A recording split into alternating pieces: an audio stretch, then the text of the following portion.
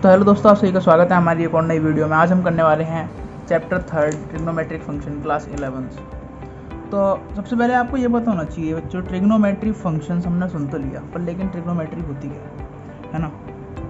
तो बच्चों ट्रिग्नोमेट्री, ये जो शब्द है ट्रिग्नोमेट्री, ये दो शब्दों से मिलकर बना हुआ है। एक ट्राइगो लिखा हुआ है ना, ट्राइगोन, और मैट्री। ट्राइगोन वर्ड रेफर्स फॉर, ट्राइगोनो मतलब ट्राइगोन, और ये मैट्री वर्ड बनाता है हमारा मैट्रोन। अच्छा बेटा, ट्राइगोन और ये मैट्रोन, ये दोनों बेटा ग्रीक भाषा के शब्द हैं। कौन सी लैंग्वेज के हैं? ग्रीक वर्ड्स हैं ये। अच्छा, ग्रीक में ट्राइगोन का मतलब होता है ट्रायंगल से, और मैट्रोन का मतलब होता है मेजरमेंट से। ठीक है बच्चों। अब ट्रायंगल की मेजरमेंट है ना, यानी एक ट्रायंगल की जिसमें हम मेजरमेंट पढ़ते हैं, उस ब्रांच को, मैथमेटिक्स की उस ब्रांच को हम कहते हैं ट्रिग्नोमेट्री। अब ट्रिग्नोमेट्री में एक चीज़ और ज़्यादा इम्पोर्टेंट है कि trigonometry always apply in right angle triangle.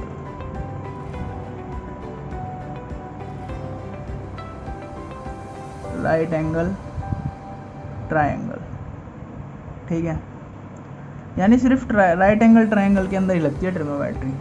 इसके अलावा अगर आप चाहो कि आइसोसेलेस में लगा लूँ, इक्विलेटर में लगा लूँ, वहाँ पर ट्रिग्नोमेट्री यूज़ नहीं की जा सकती है। ठीक है, इतनी चीज़ आपको क्लियर हुई होगी, है ना। अब आगे बढ़ते हैं। अच्छा, अगर आप 11th की ट्रिग्नोमेट्री करने आ रहे हैं तो आपको ये तो 10th की जो ट्रिग्नोमेट्री है वो आपकी बिल्कुल क्लियर होनी चाहिए। देखो, मैं इसमें भी, अगर आपको आती है, यानी 10th के जो आपके कॉन्सेप्ट्स हैं वो आपके क्लियर हैं, तो आप इस वीडियो को स्किप कर कर आगे देख लीजिएगा। पर लेकिन मैं उनके लिए बता रहा हूँ जिनको अगर 10th के कॉन्सेप्ट क्लियर भी नहीं है ना, तो भाई उनके क्लियर हो जाएं। ठीक है, तो शुरुआत करते हैं। सबसे पहली बात, राइट एंगल ट्रायंगल की बात कर लेते हैं यहाँ पर। ठीक है,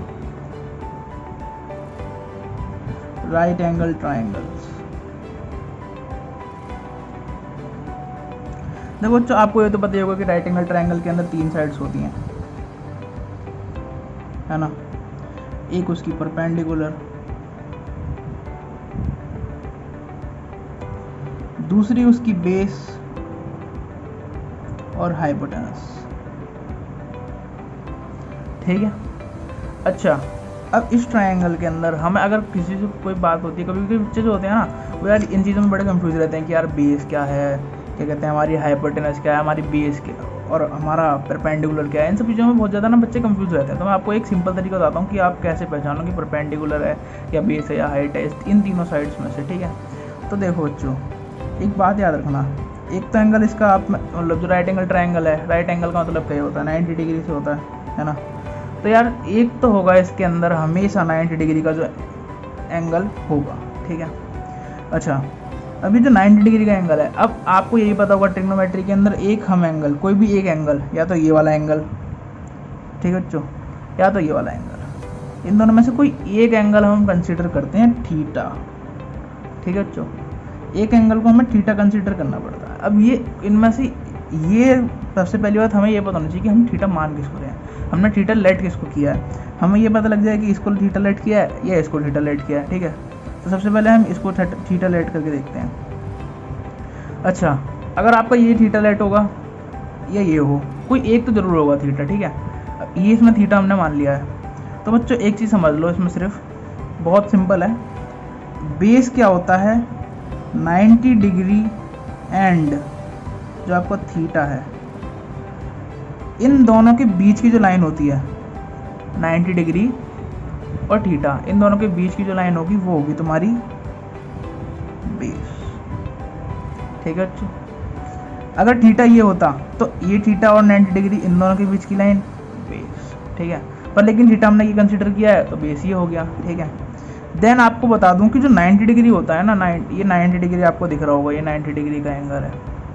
इस 90 डिग्री के जस्ट अपोजिट, यानी जस्ट सामने वाली जो साइड होती है ना, ये लॉन्गेस्ट साइड, उसे हम बोलते हैं हाइपोटेनस,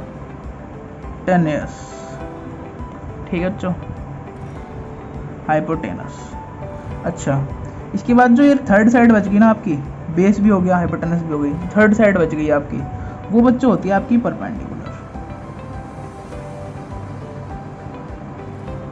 ठीक है। Base, perpendicular, hypotenuse. चलो एक अलग एग्जांपल से मैं तुम्हें समझाता हूँ इस चीज़ को। तो जैसा कि आप इस में देख सकते हैं, ये मैंने एक अलग ट्रायंगल लिया है।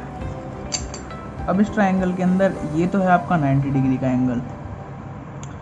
अब हमने इस बार इस तरफ के थीटा माना था, है ना, इस बार हम इसको मानते हैं थीटा।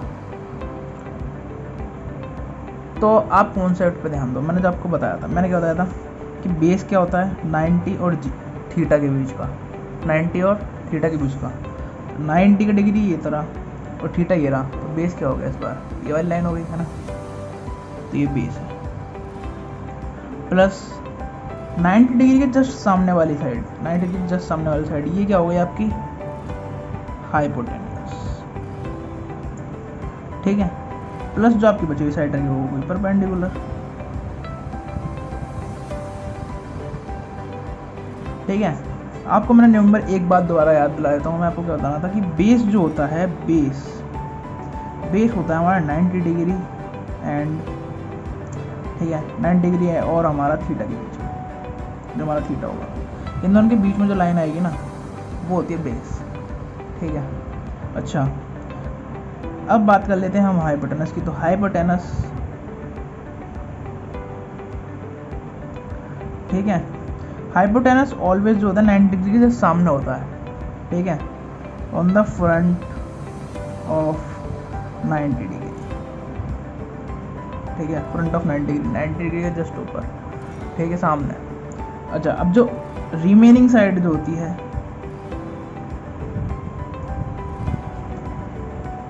रिमेनिंग साइड जो बट गई वो परपेंडिकुलर, ठीक है बच्चों, यहाँ तक आपको समझ आया होगा। अच्छा, अब मैं 10th के फॉर्मूलाज थोड़ा बताना चाहूँगा। तो सबसे पहले फॉर्मूलाज जो हमारे आते थे वो आते थे साइड के बेसिस पे, साइड्स के बेसिस पे, है ना। अब जो साइड्स के बेसिस पे फॉर्मूला होते थे वो देख लेते हैं एक बार। साइड्स के बेसिस पे जो फॉर्मूला हुआ करते थे हमारे, वो होते थे परपेंडिकुलर, हाइपोटेनस और बेस वाले फॉर्मूला, ठीक है, जिसमें हमारा साइन थीटा जो होता था वो बराबर होता था परपेंडिकुलर बटे में हाइपोटेनस के, ठीक है। मैं इस बार पी और एच की एब्रीविएशन लिख रहा हूँ यहाँ पर, ठीक है, पी माने परपेंडिकुलर, एच माने हाइपोटेनस, ठीक है, ओके। तो अब साइन का जस्ट उल्टा होता था हमारा कोसेक, कोसेक थीटा बराबर हो जाता था हमारा एच बाई पी। देन हमारा साइन के बाद कोस थीटा, ये होता था हमारा बी बटा एच, और कोस का जस्ट उल्टा क्या होता हमारा सेक, सेक होता था हमारा एच बाई बी।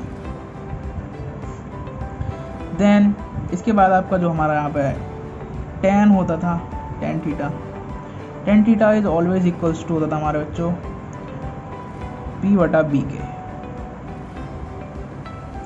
और cot theta is equals to होता था हमारा बी बटा बी के, ठीक है बच्चों। ये तो हो गए तुम्हारे साइड्स वाले फॉर्मूला, साइड्स वाले फॉर्मूला ये हो गए। अब हम आगे बढ़ते हैं। तो दूसरे टाइप के हमारे जो फॉर्मूला हुआ करते थे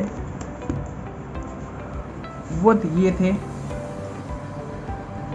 कि 1/sin थीटा वाले, है ना। तो हम यहाँ पे जान लेते हैं पहले साइन थीटा क्या होता था हमारा 1/cosec होता था, cosec थीटा। वहीं पर हमारा cosec थीटा क्या होता था हमारा, वो साइन का उल्टा होता था 1/sin थीटा, ठीक है।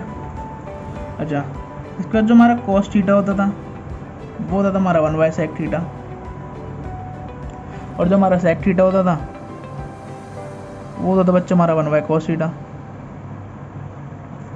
ऐसे ही यहाँ पर टेन थीटा क्या होता था बच्चों तुम्हारा 1 बाय कॉट थीटा, ठीक है। और जो तुम्हारा कॉट थीटा होता था वो तुम्हारा 1 बाय टेन थीटा, ठीक है बच्चों। ये सब फॉर्मूलाज आपको याद होने चाहिए। अगर ये फार्मूलाज अगर आपको याद नहीं है तो यार आप आगे डील नहीं कर सकते इन क्वेश्चन के साथ। इन फार्मूलाज को सबसे पहले जानना और याद करना सबसे पहले ज़रूरी है, ठीक है। ओके, अब टेन के एक फार्मूला होता था कि टेन थीटा, मैं डाल देता हूँ इसके ऊपर,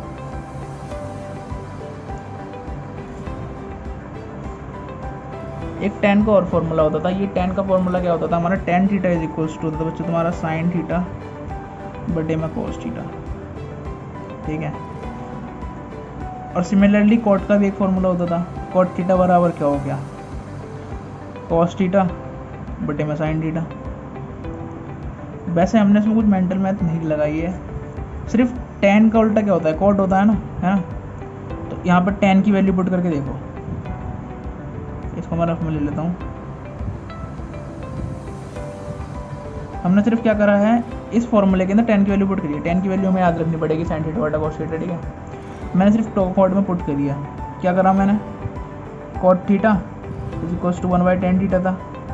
टेन थीटा की वैल्यू हमें याद करनी पड़ेगी, साइन थीटा बटा कॉस थीटा, ये हमें पुट कर दिया यहाँ पे। तो कॉट थीटा हमारा क्या हो गया, 1 बाय साइन थीटा बटे में कॉस थीटा, ठीक है। अब ये जो कॉस थीटा ये देखो ऊपर आगे मल्टीप्लाई में हो गया, कॉट थीटा क्या आ गया तुम्हारा, कॉट थीटा आ गया हमारा कॉस थीटा बटे में साइन थीटा, है ना, सिंपल। अच्छा, अब हमारे इसके आगे जो फार्मूला हुआ करते थे टेंथ के अंदर, वो हमारे स्क्वायरिंग वाले 90 माइनस थीटा वाले फार्मूला हुआ करते थे, जिसमें हमारा sine 90 minus theta is equals to हुआ करता था बच्चों कॉस थीटा के। सिमिलरली जो हमारा कॉस 90 माइनस थीटा हुआ करता था बच्चों, ये हमारा हुआ करता था साइन थीटा के बराबर, ठीक है। उसके बाद जो हमारा टेन होता था, टेन 90 माइनस थीटा, ये होता था बच्चों हमारा कॉट थीटा। देन बच्चों हमारा जो कॉट 90 माइनस थीटा होता था बच्चों, वो होता था हमारा टेन थीटा।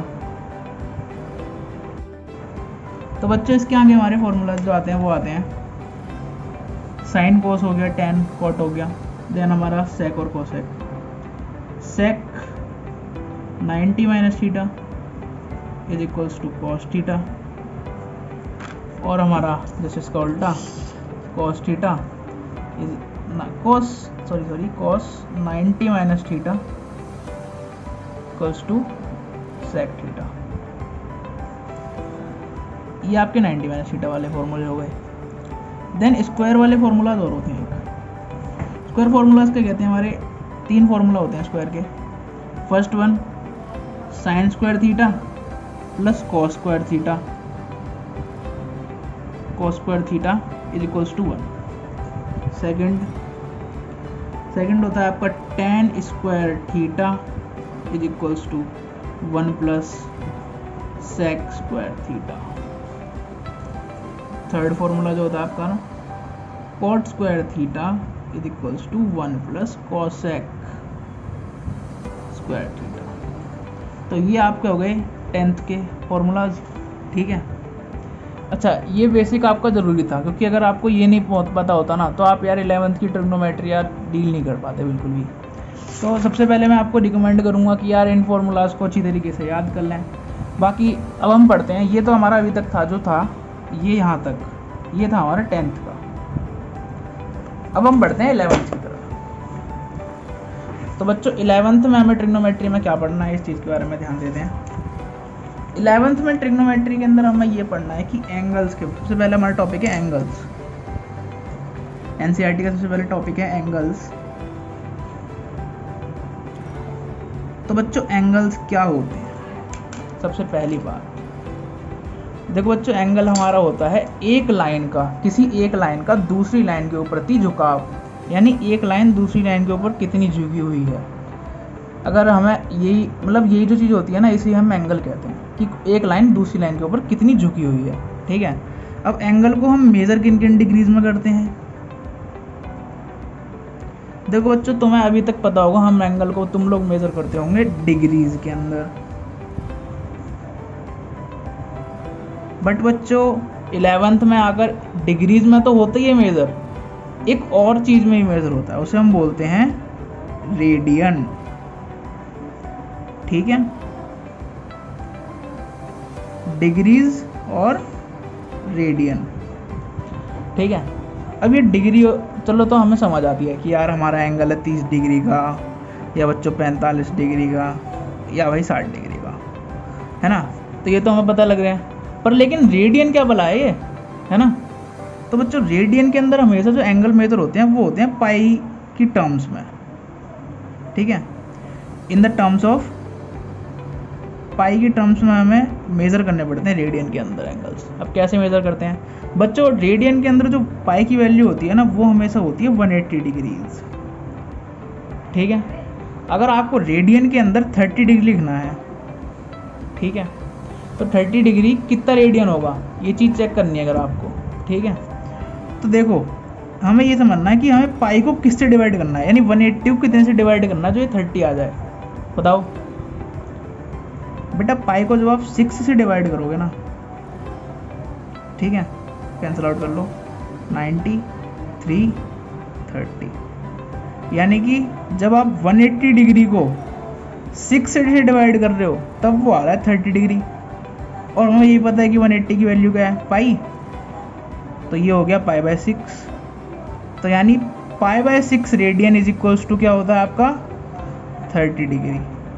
ठीक है, ऐसे ही और भी पाई की वैल्यूज होती हैं, जैसे कि 2 पाई बाय 3, ठीक है, देन हमारा पाई बाय 4 हो गया है ना, पाई बाय 3 हो गया, पाई बाय 3 क्या होगा 60 डिग्री। अब तुम इससे अगर हमें ये पता लग गया पाई की वैल्यू क्या है, तो अब हम इस एंगल को भी निकाल सकते हैं, एंगल कितना है ना। देखो इसमें कुछ नहीं करना, सिर्फ आपको पाई की वैल्यू पुट करनी है। 2 इंटू पाई की वैल्यू कितनी होती है 180 डिग्रीज बाय 3। 180 को जब 3 से डिवाइड करेंगे तो बच्चों कितना आंसर आएगा यहाँ पर हमारा, बताइए 60 डिग्रीज आ गया। 62 से कितना होता है 120 डिग्री, तो 2 पाई बाय 3 कितना हो गया हमारा बच्चों 120 डिग्री। ठीक है बच्चों, अच्छा ऐसे ही हम इस पाई बाय 4 को निकालते हैं। पाई बाय 4 की हमारी वैल्यू होती है 180 बाय 4। अब जब हम 180 को 4 से डिवाइड करेंगे तो बच्चों क्या आएगा, ये 45 डिग्री आएगा। पाई बाय 3, पाई की वैल्यू क्या होती है 180 डिग्रीज। 180 को जब हम 3 से डिवाइड करेंगे तो बचाओ बच्चों कितना आएगा 60 डिग्रीज। तो ऐसे आप रेडियन मेजर्स से डिग्री मेजर्स तो फाइंड कर सकते हैं। ठीक है, बाकी इनके अलग फॉर्मूलाज भी होते हैं, वो भी मैं अभी आपको बताऊंगा। अच्छा हाँ, एक चीज़ और बताने की है इसके अंदर, जब हम कोई भी एंगल बनाते हैं, ठीक है, तो एक उसके अंदर होती है इनिशियल लाइन। ठीक है, इनिशियल लाइन जो आपकी बेस होती है, जहाँ से एंगल चढ़ना शुरू होता है, वो होती है आपकी इनिशियल लाइन। तो इसमें इनिशियल लाइन ये है। अब ये इनिशियल लाइन से एंगल कितना ऊपर जा रहा है, ये वाली लाइन जो है टर्मिनेटिंग लाइन, इसे टर्मिनेटिंग लाइन बोला जाता है, टर्मिनल लाइन बोला जाता है। ऐसा क्यों बोला जाता है, क्योंकि यहाँ से यहाँ तक एंगल ख़त्म हो जाता है, यानी यहाँ से स्टार्ट होता है इनिशियल लाइन से और टर्मिनल लाइन पर जाकर एंगल हो जाता है ख़त्म। ठीक है, इन दोनों के बीच में जो झुकाव होता है ना, इसी को हम बोलते हैं हमारा एंगल। ठीक है, अच्छा हाँ, अब एक चीज़ समझ लो कि अगर ये पॉजिटिव डायरेक्शन में जा रहा है, क्लॉकवाइज जा रहा है, वो एंटी क्लॉकवाइज जा रहा है, सॉरी, अगर ये एंटी क्लॉकवाइज जा रहा है, एंटी क्लॉकवाइज, अच्छा किसी को इसमें तो प्रॉब्लम होगी नहीं कि एंटी क्लॉकवाइज क्या होता है। एंटी क्लॉकवाइज का मतलब क्लॉक कैसे चलती है, आपकी घड़ी कैसे चलती है। मान लो एक घड़ी है, घड़ी किस तरह से चलती है, घड़ी इस तरह से चलती है ना, 1 बजता है, फिर 2 बजते हैं, 3 बजते हैं, फिर 4 बजते हैं, घड़ी इस तरह से चलती है। एंटी क्लॉक का मतलब हो गया कि इसके अपोजिट डायरेक्शन में, ये तो हमारा हो गया क्लॉकवाइज, यानी घड़ी की तरह। देन अगर हमारा यहाँ पर उल्टी चल रही है, कोई उल्टी तरफ जा रही है चीज़, यानी कि जैसे पहले 4 बज रहे हैं, फिर 5 बज रहे हैं, फिर 3 बज रहे, पहले 5 बज रहे हैं, फिर 4 बज रहे हैं, फिर 3 बज रहे हैं, तो यार ये चीज़ हो गई हमारी एंटी क्लॉकवाइज। समझे? तो ये कैसा एंगल जा रहा है, घड़ी की दिशा में जा रहा है, घड़ी की विपरीत दिशा में जा रहा है। देखो इससे एंटी क्लॉकवाइज है ना, ये है ना। तो एंटी क्लॉकवाइज जितने भी एंगल होते हैं वो होते हैं हमारे बच्चों पॉजिटिव एंगल्स। क्या होते हैं बच्चों? Positive angles. और जो एंगल्स बच्चों क्लॉकवाइज चलते हैं, जस्ट थिंग मैं आपको दिखा रहा हूँ यहाँ पर, ये इसकी initial line, terminal line,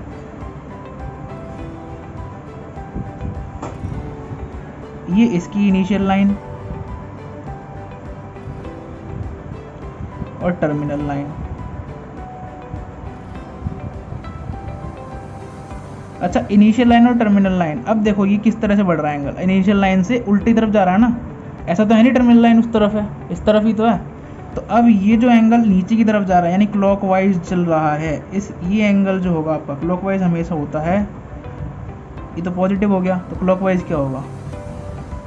negative angle. यानी इसे हम लिखेंगे 30 डिग्री प्लस का, तो ये वाला एंगल क्या हो गया आपका? 30 डिग्री, वो भी किसका? 9 माइनस का।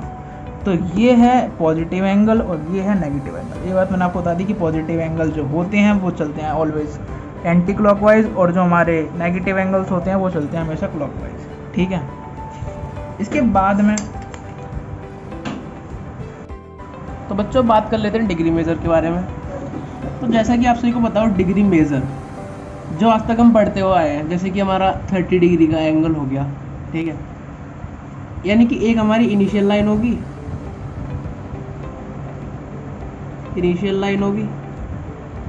उसके ऊपर एक दूसरी लाइन 30 डिग्री के झुकाव में है। इसका मतलब क्या हुआ? ये क्या है? एक 30 डिग्री एंगल हो गया, है ना। तो डिग्री मेजर में कुछ नहीं होता, हम एंगल्स को क्या करते हैं? डिग्री में मेजर करते हैं, सिंपल। अच्छा, अब एक चीज़ और बता दूं आपको यहाँ पर कि डिग्री से भी ना छोटी चीज़ें होती हैं। अब पता है डिग्री को हम मेजर कौन से इंस्ट्रूमेंट से करते हैं? हम डिग्री को मेजर करते हैं प्रोटेक्टर के थ्रू। ठीक है बच्चों? अच्छा, अब देखो हमारा 1 डिग्री जो होता है, ठीक है, 1 डिग्री हमारा इक्वल होता है हमेशा 60 मिनट्स के, और 60 मिनट्स 1 मिनट जो होगा हमारा वो बराबर होगा हमारा 60 सेकंड्स के। ठीक है, अच्छा, अब इसमें एक चीज़ समझो, ये डिग्री के बाद ये तुम सोच रहे होगे कि मिनट और ये सेकंड्स के आ गए। ये मिनट ये जो साइन दिख रहा है ना तुम्हें, ये छोटा एक कॉमा, ये होता है मिनट का डिनोट करने का साइन। इससे हम मिनट को डिनोट करते हैं। और ये हमारा जो डबल कॉमा साइन, इससे हम डिनोट करते हैं हमारे सेकंड्स को। ठीक है, अच्छा, अब मिनट्स और सेकंड्स हो गए। अब इसमें क्या होता है कि ना, ये मिनट और सेकंड्स इस डिग्री से भी छोटे होते हैं। अब ये सोच लो कि यार मान लो कोई ऐसी वैल्यू है इसमें डिग्री में जो हमारे आ नहीं रही, पर लेकिन ये थोड़ा सा और ऊंचा है, थोड़ा सा, बिल्कुल हल्का सा ये एंगल जो है ना थोड़ा और बड़ा है। तो वहाँ पर हम बच्चों पता क्या करेंगे? हम उस एंगल को मिनट्स में लिख लेंगे, जैसे कि 30 डिग्री 1 मिनट, सपोज करो कुछ सेकंड्स भी होंगे 30 सेकंड्स। तो यहाँ पर ये एंगल इस तरीके से नाप लिया जाएगा। ठीक है, यानी हमने छोटी से छोटी यूनिट ले ली। समझे इस चीज़ को? अब इसमें क्या हो गया, मतलब हमने छोटी से छोटी यूनिट ले ली है। ठीक है, तो ये हो गया हमारी डिग्री मेजर के बारे में। अब हम बात कर लेते हैं रेडियन मेजर के बारे में।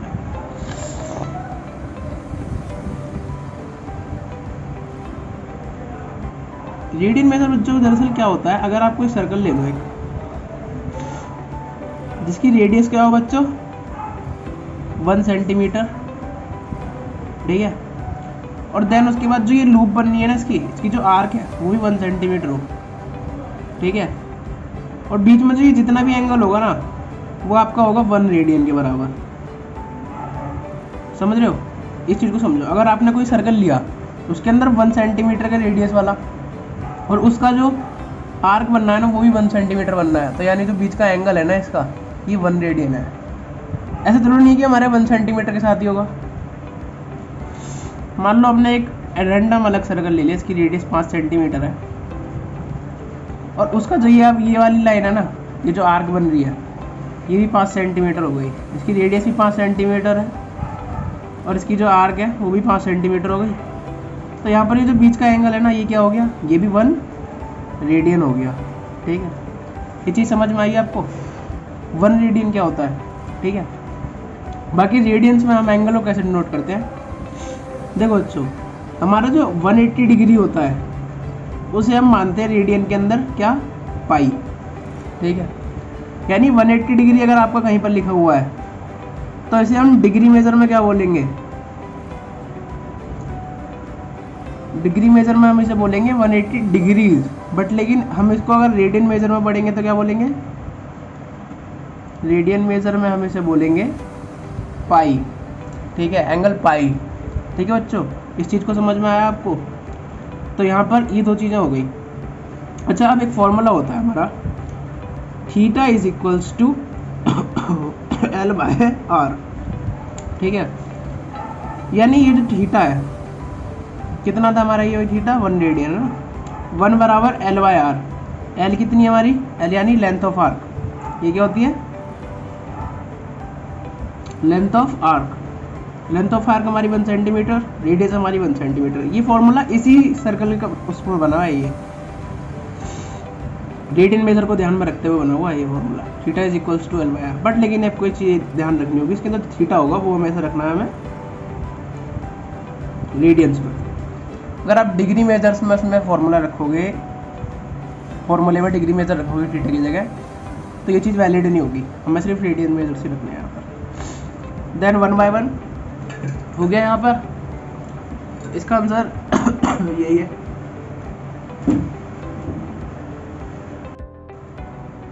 तो बच्चों, अब हमारे कन्वर्जन के और फॉर्मूलाज होते हैं, ये कन्वर्ट करने के। कि अगर आपको रेडियन मेजर दे रखा हो तो उसे डिग्री मेजर में कैसे चेंज करना है, डिग्री मेजर दे रखा हो तो रेडियन मेजर में कैसे चेंज करना है। ठीक है, तो अगर आपको डिग्री मेजर रेडियन मेजर दे रखा हो और डिग्री मेजर उसको बनाना हो तो क्या करना होगा, बस आपको रेडियन मेजर के अंदर मल्टीप्लाई कर देना है 180 बाय पाई।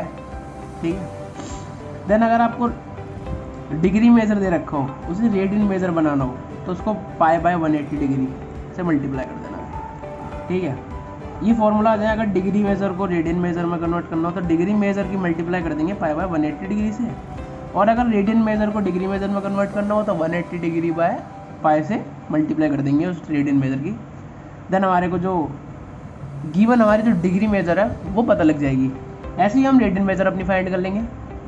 ठीक है, ये दोनों फॉर्मूला आ जाए बच्चों, ये आपको जरूर याद होने चाहिए। प्लस जो मैंने अभी आपको थोड़ी देर पहले बताया था, theta is equals to L/R वाला फॉर्मूला, ये भी आपको मस्ट याद होना चाहिए। ठीक है बच्चों, इसके बाद हम आगे बढ़ते हैं। अब हम देखते हैं हमारा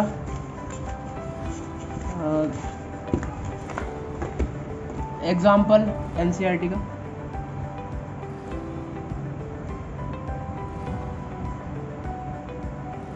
एग्जाम्पल नंबर 1। ठीक है बच्चों, जरा मैं अपनी NCERT निकालूं, 3rd चैप्टर।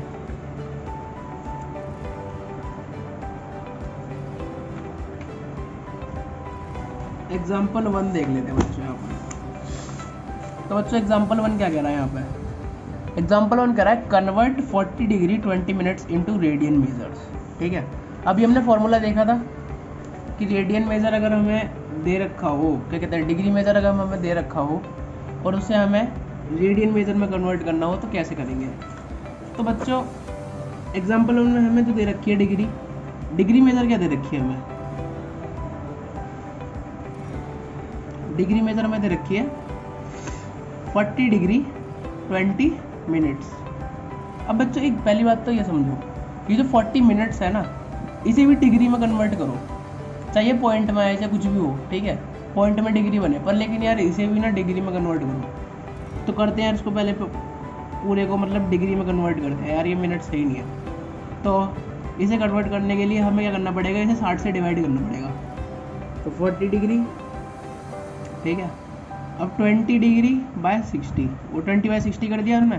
तो अब क्या हो गया, ये जो मिनट था ना, क्योंकि देखो मैं तुम समझो, हमने अभी क्या पढ़ा था कि जो 1 डिग्री होता है वो किसके बराबर होता है, 60 सेकंड, वो मिनट्स के बराबर होता है। ठीक है। अब हमने क्या किया यार, ये जो मिनट था ना, 1 मिनट, ये हमारे जो भी मिनट था, 1 मिनट था हमारा, अगर हमें इसे डिग्री में कन्वर्ट करना है, डिग्री में कन्वर्ट करना है, डिग्री कितनी है, 1 है ना, तो इसे क्या करना पड़ेगा, 60 से डिवाइड ही तो करना पड़ेगा, है ना, तभी तो ये 1 होगा, 60 से 60 कट जाएगा, 1 हो जाएगा ना, ये समझ रहे हो ना। इसीलिए हमने इसे 60 से डिवाइड करा ताकि हम इसे डिग्री में कन्वर्ट कर सकें। ठीक है। अब ये 40 डिग्री तो ऐसे ही रहेगा, इसे कट कर देंगे तो ये हो गया हमारा 1/3। ठीक है। अब ये वाला फ्रैक्शन बन गया हमारा, इस फ्रैक्शन को सोल्व करते हैं, हमेशा इसकी इसमें मल्टीप्लाई करते हैं, इसको ऐड कर देते हैं, तो 7 3 3 4 हो गया हमारा 120 प्लस 1 ये वाला, और जो डिनोमिनेटर में वो डिनोमिनेटर में रहेगा, तो ये हो गया 121/3। इतनी डिग्री है बच्चों। ठीक है। कितनी डिग्री है हमारी, 121/3 डिग्री।